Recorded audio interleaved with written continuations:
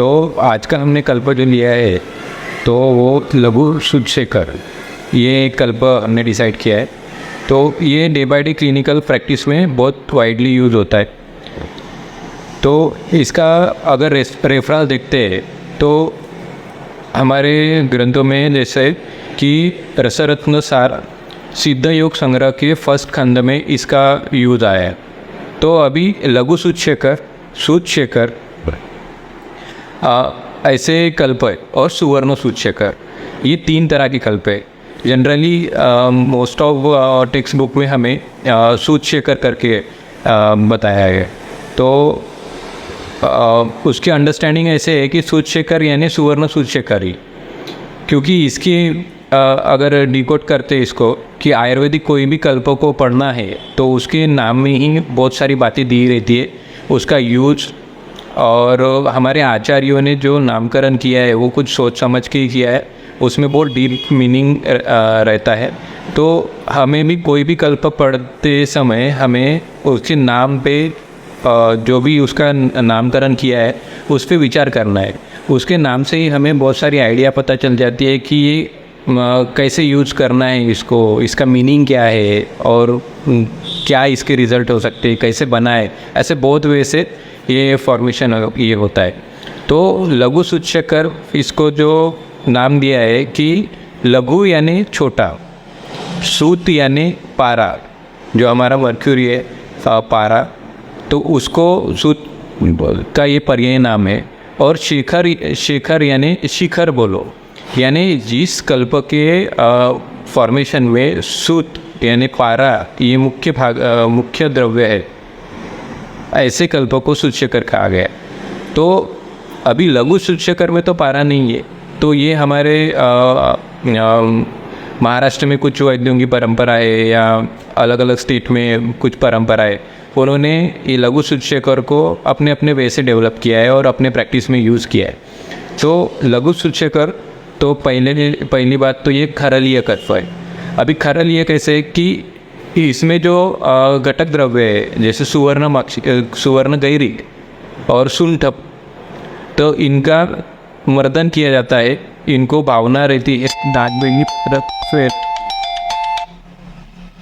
नागवल्ली पत्र स्वरस की भावना इन्हें देते हैं। या कुछ परंपरा में, अपने महाराष्ट्र में भी कुछ परंपरा में नागवल्ली के साथ भृंगराज की भावना भी देके उसे बनाया जाता है।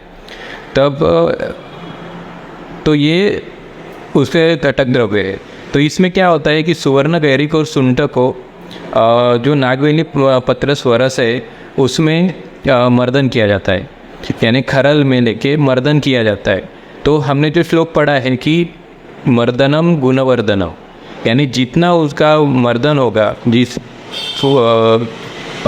स्वरस की जितनी भावनाएं उनके होने देंगे उनकी पोटेंसी बढ़ेंगी, उसका गुण बढ़ेगा, उसका एक्शन यानी कम दवाई में बहुत ज़्यादा इफेक्ट देने वाला ये कल्प ऐसा बन जाता है। तो इसलिए ये खरलीय कल्प है। अभी इसमें जो मेन बात है कि गैरिक, अभी घटक द्रव्यों को हम डिकोड करना शुरू करेंगे तो ओवरऑल हमें लघु शुद्धशेखर कहाँ पे कैसे क्या काम करता है, इस पद्धति से हमें बहुत सारी आइडिया क्लियर होगी। तो सुवर्ण गैरिक यानी क्या है कि रेड ऑक्साइड ऑफ आयरन, यानी ये लोह धातु जो है उसका उपधातु, यानी उसमें कुछ प्राकृतिक यानी केमिकल कंपोजिशंस यानी प्रॉपर ये क्रिया होती है, वो उसके बाद में उसमें गैरिक फॉर्म होता है, ऐसा बोल सकते हैं। तो ये जो गैरिक है तो ये एक तो लघु उसका गुणधर्म है, सबसे पहली बात। दूसरा जो इसका टाइप जो है ये एक सुवर्ण गैरिक रहता है, एक पाषाण गैरिक रहता है। तो हम यहाँ पे सुवर्ण गैरिक ही यूज़ करते हैं। इसका जो सुवर्ण गैरिक का ये जो भस्म है कभी भी ये शोधन करके यूज़ किए जाते हैं। तो इसका शोधन करते समय ये दुग्ध में शोधन किया है। तो दुग्ध में शोधन करने के कारण दुग्ध भी शीत वीर्य का है और उसका भी गुण उसमें आ जाता है और शोधन के टाइप में, और उसको फिर कांजी में स्वेदन करते हैं और उसको फिर भावना देते समय जंबीर जो रहता है सबसे बड़े आकार का नींबू बोल सकते हैं अपन, तो वो जम्बीर स्वरस की भावना देते हैं। तो जब उसको शुद्धता होती है, उसका शोधन होता है गैरिक का, तो भी उसको तब जम्बीर इसकी भावना देने के कारण भी जम्बीर का अगर आपने देखा तो वो आम्ल पित्त पे भी काम करता है जम्बीर। तो एक पहले से ही भावना दे कि वो आम्ल पित्त में काम करने के लिए यूज करने लायक एक बन गया। पर लघु सूचकर जब हम बनाते तब उसका कॉम्बिनेशन हम शुंठ के साथ करते।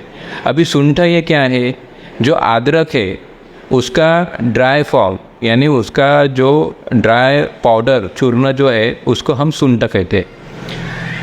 शुंठ ये इसको कहा गया है कि जैसे अदरक को महाऔषधि बोला है, शुंठ को विश्वभेषज बोला है, तो महाऔषधि शुंठ भी महाऔषधि है। महाऔषधि यानी क्या है कि ये आमवाद में यानी सब डिसीज़ में जहाँ पे आम का फॉर्मेशन होता है, क्योंकि वाग्भटाचार्य ने कहा है कि मंदाग्नि ये सर्व रोगों का कारण है। मंदाग्नि के कारण आम की उत्पत्ति होगी और आम की उत्पत्ति होने के कारण हर एक डिसीज़ फॉर्म होगा, हर एक रोग की उत्पत्ति होगी। तो आम को नष्ट करने के लिए शुंठ का यूज, इसलिए इसको महाऔषधि या विश्वभेषज ऐसा कहा है। तो आमवात में ये श्रेष्ठ औषधि है। तो आमवात का जब ये श्रेष्ठ औषधि है, तो अम्ल पित्त में जब हम यूज करते हैं इसको, तो अम्ल पित्त में क्या है कि ये पित्त जो है और उसको शामत आ जाती है। जो पित्त जो प्योर क्वालिटी में होना चाहिए, जो पित्त की गुण बताए वो क्वालिटी में अगर रहता है, तो वो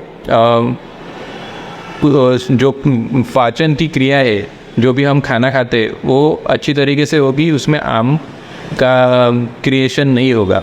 पर अगर पित्त ही वो क्वालिटी का नहीं है, उसमें सामता आ गई है, तो अजीर्ण, आदमान ऐसी लक्षणें बाद में उत्पन्न होगी।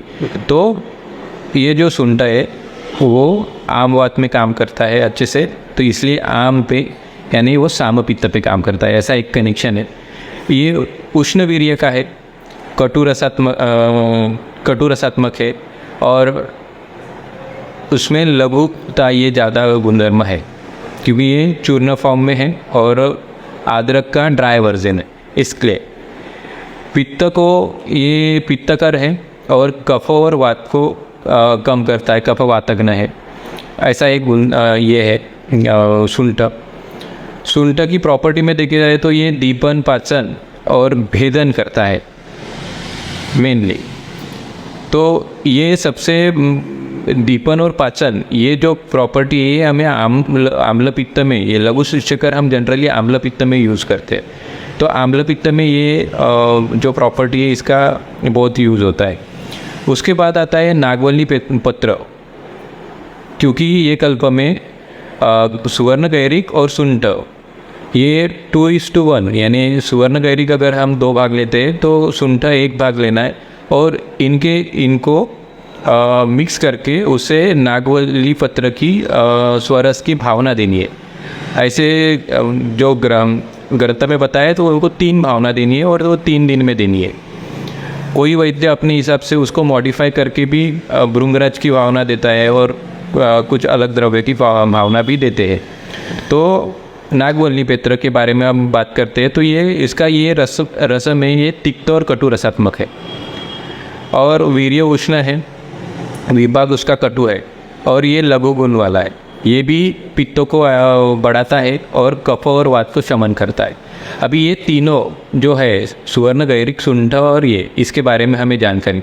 अभी ये तीनों घटक द्रव्यों से ये कल्प बना है, तो इसका जो नेचर होगा वो ये तीनों का सब कॉम्बिनेशन बना के उसमें से जो फॉर्म होगा लघु सूचकर, वो उसी तरह काम करेगा। तो लघु सूचकर मेनली हम आम्ल पित्त ये व्याधि में यूज़ करते हैं। अभी आम्ल पित्त में क्यों करते हैं, क्योंकि आम्ल पित्त ये व्याधि जो है ये हमारे अध्ययन करने से, अजीर्णाशन यानी बार बार खाते रहना, उसको पचने के लिए टाइम नहीं देना वो खाने को, उसके बाद अजीर्ण होने के बाद भी किसी आहार का सेवन करना, ये सब जो लक्षण है इनमें से जो यानी अम्ल पित्त डेवलप होता है उसमें ये करते हैं। और जनरली अम्ल पित्त का जब द्रव गुण बढ़ता है, हम ऐसे बोलते हैं कि द्रव गुण बढ़ने के कारण जो अम्ल पित्त होता है उसमें यूज़ करते हैं। अभी द्रव गुण अम्ल पित्त में कैसे बढ़ता है ऐसे सोचा जाए तो जो अम्ल पित्त में उष्ण गुणधर्म की चीज़ें ज़्यादा होती है सेवन करने में हेतु में, जैसे बार बार चाय पीना और उष्ण तीक्ष्ण ऐसी चीज़ों से बनाए हुए जो भी पदार्थ है उनका बार बार सेवन करते रहना, इसकी वजह से जो अम्ल पित्त होता है तो उसमें जो द्रव गुण बढ़ा है उसमें सबसे ज़्यादा ये यूज़ किया जाता है। अभी द्रव गुण बढ़ा है ये कैसे हमें समझेगा, अम्ल पित्त ये द्रव गुण के से हुआ है या सामता बहुत ज़्यादा बढ़ गई है उसके वजह से हुआ है। तो हमारी जो एक गैस्ट्रिक स्टमक है उसमें क्या है, म्यूकोजल कवरिंग दी है जो भी है। तो म्यूकोजल कवरिंग के कारण जो HCl हमारे स्टमक में रहता है तब हमें वो उसकी बारे में सेंसेशन नहीं पता चलता है, पर वो जैसे ही द्रवता उसमें बढ़ जाती है अम्ल पित्त में तो वो ईसोफेगस और ऊपर की तरह वो बढ़ने लगता है और आता है। वहाँ पे हमें म्यूकोजल कवरिंग नहीं दी है, तब जाके हमें जो पित्त का उष्णता है, दाह है ये और शाम पित्त में उसकी कटुता और तिक्तपना ये जो होता है तो वो हमें फिर गले में पता चलती है, या तो किसी के सुबह सुबह मुंह में पानी आना, खट्टी डकारें आना, खट्टे पानी आना, ऐसी एक लक्षण पता चल जाती है। तो ये इसके वजह से हम द्रवता बढ़ाए एक कंक्लूड कर सकते। तो ऐसी जब कंडीशन होती है द्रवता जिसमें बढ़ जाती है वो अम्ल पित्त में, यानी खाने की इच्छा नहीं होना पर मुंह में पानी छूटना है, ऐसी एक कंडीशन है। बार बार मुंह में पानी आना, खट्टी डकारें आना, खट्टा पानी आना या छर्दी होना सुबह सुबह, ऐसी जब कंडीशन आती है तब लघु सूचकर हम टू द पॉइंट यूज कर सकते हैं। अभी ये लघु सूचकर कैसे काम करेगा कि इसमें जो गैरिक है इसका जो प्रॉपर्टी रुक्ष गुणधर्म है तो वो शोषण करने का काम करेगा, जिसमें यानी सुंठ जो है और नागवल्ली पत्र की भावना जो है ये द्रव्य उष्ण वीर्यात्मक और कटु और तिक्त रसात्मक, ये वो साम पित्त को पाचन करने का काम करेंगे, अग्नि की तरह ये काम करेंगे वहाँ पे। और रस जो है वो पाचन करने का काम करेंगे, वहाँ से सामता हटाएगा। और सामता हटाने के बाद में जो द्रव गुण बढ़ा है वो द्रवित हुआ है जो उष्ण गुण से बहुत से ज़्यादा, तो उसको शोषण करने का काम ये गैरिक करेगा। तो ऐसी इसके एक्शन है। तो जैसे आम्ल पित्त द्रव गुणात्मक आम्ल पित्त बोल सकते हैं हम, वहाँ पे ये काम करेगा। पित्त शिरशिल यानी अम्ल पित्त हो गया है, एसिडिटी बढ़ गई है और तुरंत जाके फिर थोड़ी देर के बाद में शिरशिल होना, उसमें भ्रम की निर्मित होना, ये और उल्लास यानी वोमिटिंग सेंसेशन पैदा होगा। तो इसकी वजह से क्या जो है यहाँ पे हम लघु सूचकर टू द पॉइंट यानी 2 टैबलेट्स दिन में 3 बार या हर 2 आवर्स के बाद में उसको दे सकते हैं, उसकी तीव्रता देख के ऐसे हम यूज कर सकते हैं। जनरली खाना खाने के बाद में अगर आदमान की निर्मित होती है यानी पेट फूला हुआ लगना, फ्लैटुलेंस होना, इस कंडीशन में हम लघु सूचकर बहुत यूज़फुल रहेगा, क्योंकि इसमें क्या है कि जो सुंठ है और नागवल्ली पत्र स्वरस की जो भावना दी है उसके वजह से क्या है कि वो आदमान यानी कफ का जो आवरण बनने की वजह से जो आदमान एक बन जाता है और डाइजेशन को हैम्पर करता है, तो वहाँ पे हमें ब्रेक इवन मिल जाता है। और खाने के बाद लघु सूचक देने के बाद में रुग्ण को प्रॉपर ढेकर आना शुरू हो जाता है, उद्गार शुद्धि हो जाती है उसकी और उसको अच्छा लगने लगता है, ये एक उसमें रिजल्ट दिखा देता है। तो जहाँ पे भी मार्गावरोध डेवलप होगा ऐसी कंडीशन में वहाँ पे एक दे सकते हैं। जहाँ पे कैसा होता है कि आम्ल पित्त अगर आपको देखना है कि 2-3 दिनों में फॉर्म हुआ है कि 6-7 महीने से या 1 साल 2 साल से ऐसा फॉर्म हुआ है, तो आम्ल पित्त के कारण क्या होता है, पित्त दूषित होता है। पित्त दूषित होने के कारण पित्त और रक्त का आश्रय भाव, इसलिए रक्त दूषित होता है। और हमने देखा है बहुत सारे पेशेंट में भी ऐसे कि जिनको 2-3 साल ऐसी आम्ल पित्त की शिकायत रहती है, तो उन पेशेंट में जनरली हमें ग्रहणी के पूर्व रूप या ग्रहणी के लक्षण दिखाई देते हैं।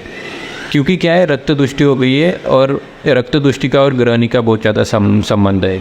तो उसमें ग्रहणी के लक्षण यानी कभी हमें हार्ड स्टूल होना, कभी लूज स्टूल हो जाना, ऐसे ही कंप्लेंट दिखाई देती है। और उदर स्थान पे पेट में दाह होना, ऐसी भी हमें कंप्लेंट दिखाई देती है पेशेंट में। तो वो सिचुएशन को पहचान के हमें लघु सूचकर वहाँ पे भी यूज कर सकते हैं। अभी आपको पता होगा कि ये अभी गर्मी की सीज़न चल रहा है, इसमें हम पानी का इंटेक बढ़ गया है, हमारा पानी बहुत पीना शुरू है। तो उसके कारण क्या होता है, हम जहाँ से भी आए खाना खाए उसके बाद में भी हमें लगता है कि पानी बहुत पिया जाए, क्योंकि हमारी प्यास जो है मिटती नहीं है, तृष्णा की अनुभूति होती रहती है।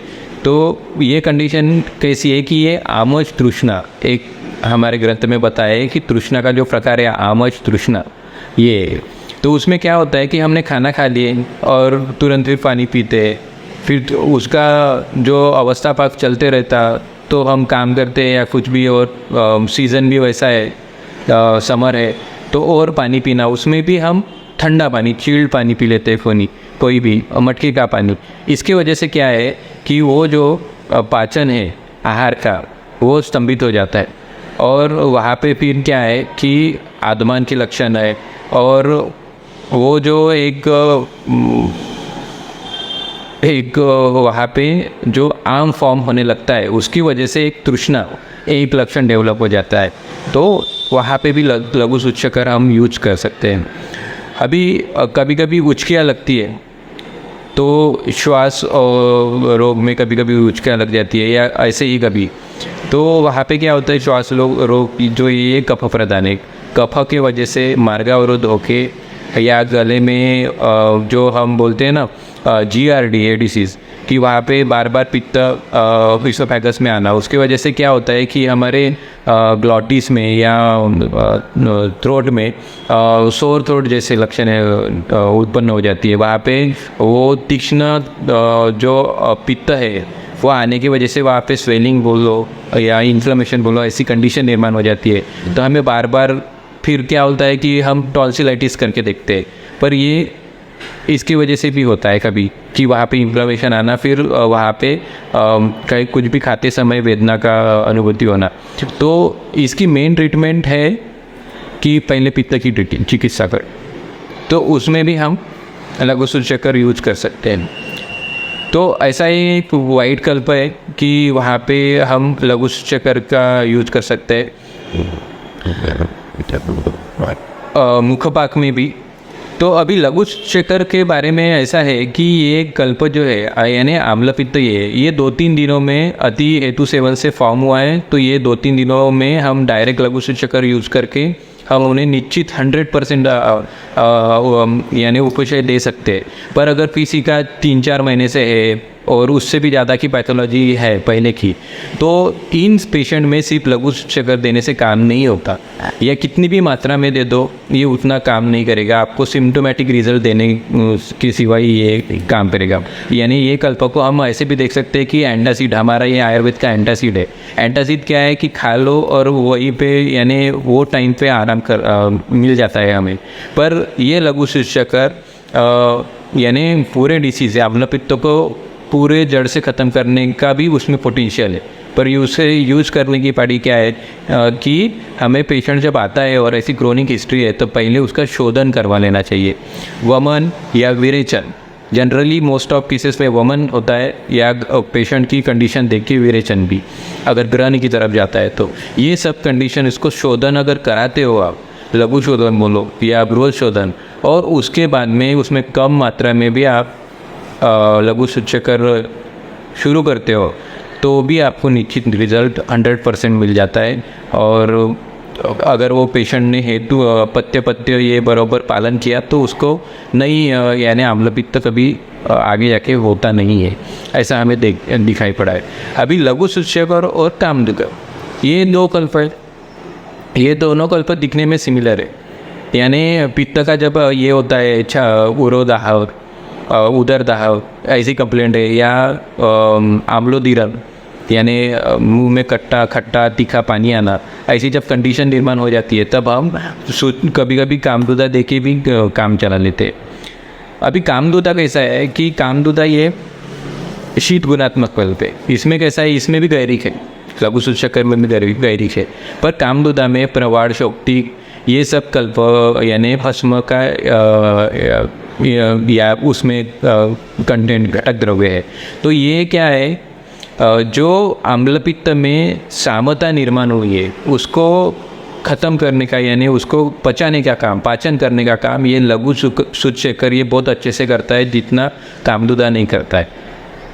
अगर देखा जाए हमें इंस्टेंट अगर रिलीफ चाहिए कि वो दाह हमें रुकना चाहिए और ये तो आप कामदुदा की तरफ जाइए, पर अगर दाह ख़त्म करके उसको बाद में ट्रीटमेंट भी करना है यानी आम्लपित्त की तरफ, तो तब लघु सूचकर आपको यूज़ करना है, ऐसा होता है। लघु सूचकर देने के बाद कभी कभी किसी को है कि हमें ये नहीं है लघु सूचकर खा लो, लघु सूचकर देने के बाद में भी किसी को बर्निंग सेंसेशन या जैसे जलन होती है, तो वहाँ पे आपने समझना चाहिए कि हमारा वो कल्प सिलेक्शन है आम्लपित्त का, वो वहाँ पे ये हो गया है। एक तो वो द्रव गुणात्मक पित्त आम्लपित्त नहीं है, इसकी वजह से वो प्रॉब्लम हुआ है।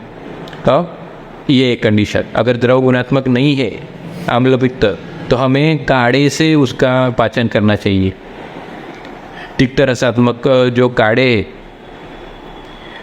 परिपाटादि काढ़ा, मेनली भूमि आम्ल की के जैसे ये भूनिम्बादि काढ़ा, इससे आम्लपित्त मिश्रण, ये काढ़ों से उसका पाचन करना चाहिए अगर द्रव गुणात्मक नहीं है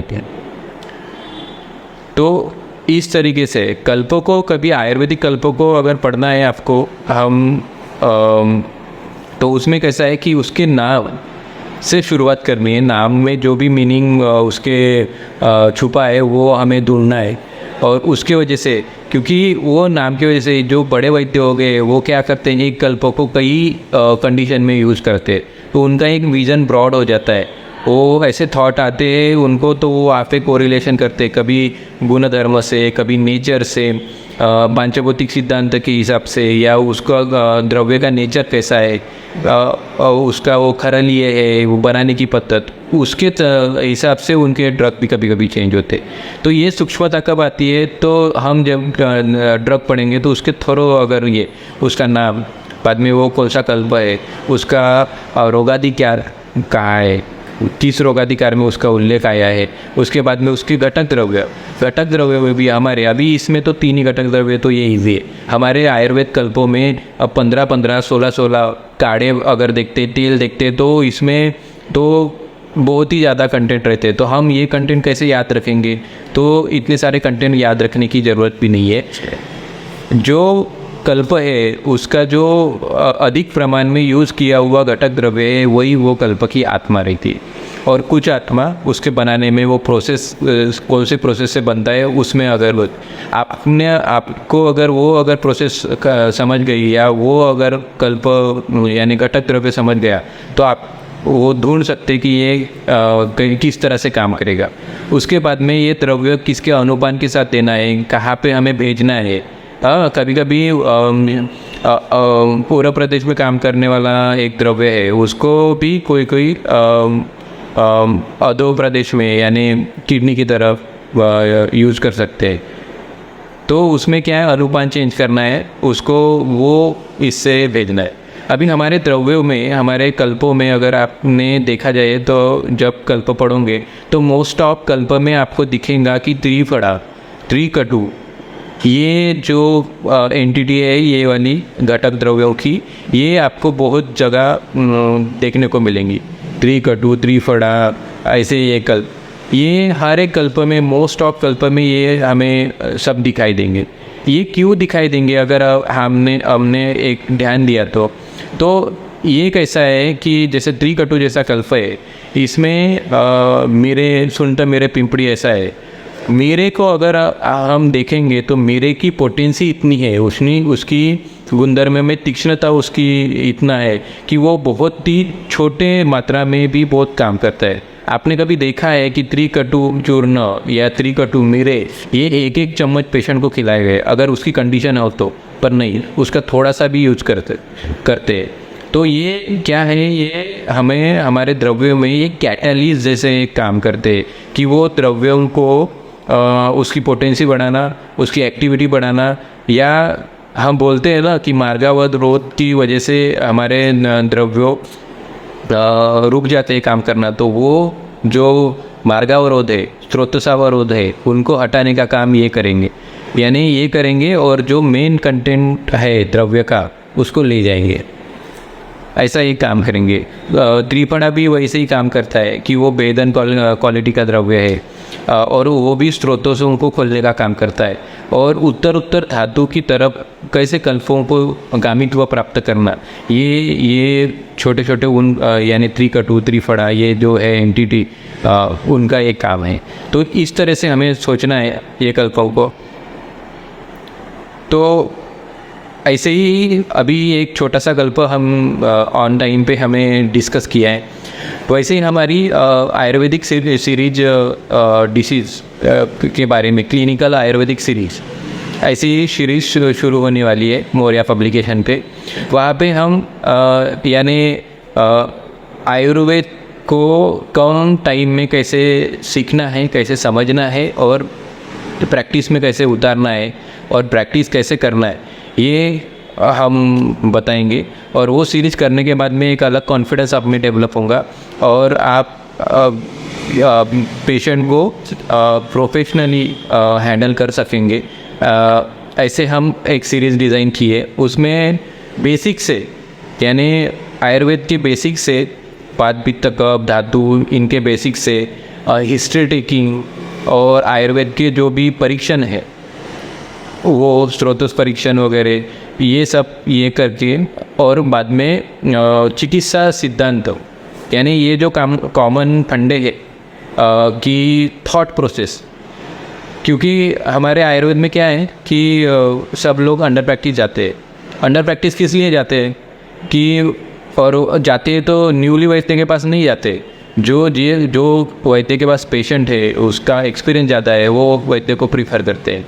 ये क्यों करते हैं, क्योंकि उन्होंने अपने इतना टाइम दिया है वो पढ़ने में, उन्होंने जो बारीक बारीक चीज़ें सीखी है अपने इससे या उनके गुरुजनों से, तो ये बारीक चीज़ें हमें बुक्स में नहीं मिलती, ये थॉट प्रोसेस है। क्योंकि हमारा आयुर्वेद भी ये संस्कृत में है और उसकी वजह से हमें कैसा बिटवीन द लाइंस और वो संस्कृत शब्दों को डिकोड नहीं कर सकते, और हम थ्रू ऑल ओवर द यानी 4 साल हम क्या है कि पढ़ाई पास होने के लिए पढ़ाई करते हैं और फिर बाद में हमें प्रैक्टिस करना है करके अंडर प्रैक्टिस जाओ, और फिर हमें नहीं आता है ऐसा तो अंडर प्रैक्टिस जाओ, ऐसा एक कंडीशन रह के।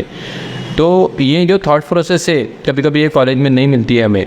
तो जो वो वैद्य ने 8 साल में 10 साल में जो एक्सपीरियंस लिया है, अगर आपने किसी के पास अंडर प्रैक्टिस नहीं जाते हो, ऐसे सीरीज़ या कि ये लेक्चर सीरीज़ या सेमिनार ऐसे अटेंड नहीं करते हो, तो ये थॉट प्रोसेस आप भी डेवलप करते हो, पर आपको उतना टाइम देना पड़ेगा, 10-10 साल खपाना पड़ेगा, तब जाके आपको ये दूसरी चीज़ कभी पता चलेगी। पर हमारे पास इतना टाइम नहीं है, इसलिए हम अंडर प्रैक्टिस जाते हैं। उन्होंने जो एक्सपीरियंस किया है वो एक्सपीरियंस हम कुछ दिनों में ले लेते और फिर हमारे प्रैक्टिस में बैठते हो और एडिशनल हमें एक्सपीरियंस आते और हमारे पास कोई आता है तो हम उनको देते।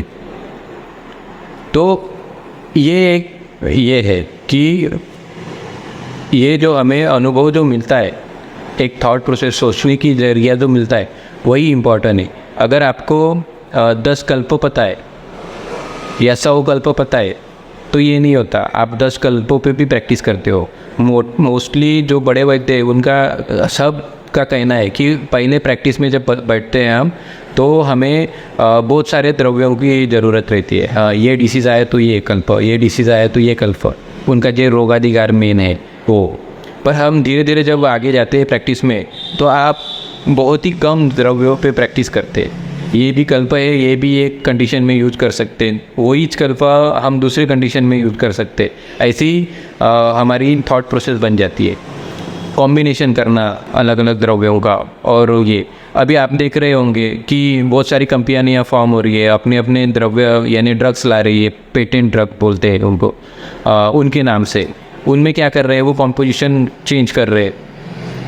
पीसीओडी है तो पीसीओडी को बिल्कुल से ये, तो वैसे ही हम अपने तो उसमें कैसा है, वैसे ही कॉम्बिनेशन हम हमारे क्लिनिक में भी बना सकते, जब हमें ये ऐसा थॉट का नॉलेज रहेगा कि ये कॉम्बिनेशन है, इसमें अगर ये ऐड करते हैं तो ये इस तरह से काम करेगा, ये निकाल देते हैं और ये ऐड करते हैं तो ये इस तरह से काम करेगा।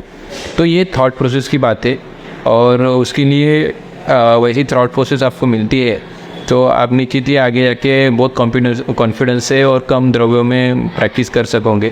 तो इसके लिए हमने ये सीरीज़ डिफाइन की है, क्योंकि हमारे पास क्वेरी भी आए, हमने यानी बहुत स्टूडेंट है वो भी बोल रहे कि सर हमें आयुर्वेदिक का नॉलेज कहाँ से ये करें, कॉलेज में जो प्रैक्टिकल नॉलेज मिलना चाहिए वो नहीं मिल रहा है।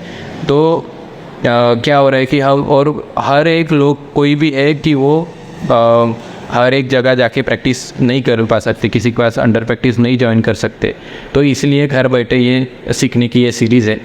तो इसमें बहुत ही अच्छी तरीके से हमने टॉपिक डिसाइड किए हैं, हर एक टॉपिक क्लियर होगा और कवर हो गया है उसमें। और उसमें डिसीजेज़ भी हम जो भी हमारे क्लिनिकल प्रैक्टिस में जो भी बहुत ज़्यादा केसेस हमें दिखाई देनी पड़ती है और फेस करते, वो डिसीज़ हमने लिए और उसके वो डिसीज़ में उसका डिटेल, वो डिसीज़ का ये शोधन, शमन, चिकित्सा, पथ्यापथ्य और रुग्णानुभव, ये सब हमने ये किया है। तो ऐसी एक सीरीज़ हम आयुर्वेदिक क्लिनिकल अप्रोच सीरीज़ हम मौर्या पब्लिकेशन के सहयोग से शुरू करने वाले हैं, तो आप उसका लाभ उठा सकते हैं। कुछ ही दिनों में हम उनके उसका रजिस्ट्रेशन जो है वो शुरू करेंगे। तो इसी तरह से हम अगले बार भी किसी टॉपिक पे लाइव जुड़ेंगे। तो आप ये मौर्या पब्लिकेशन के चैनल को फॉलो करते रहिए। Thank you.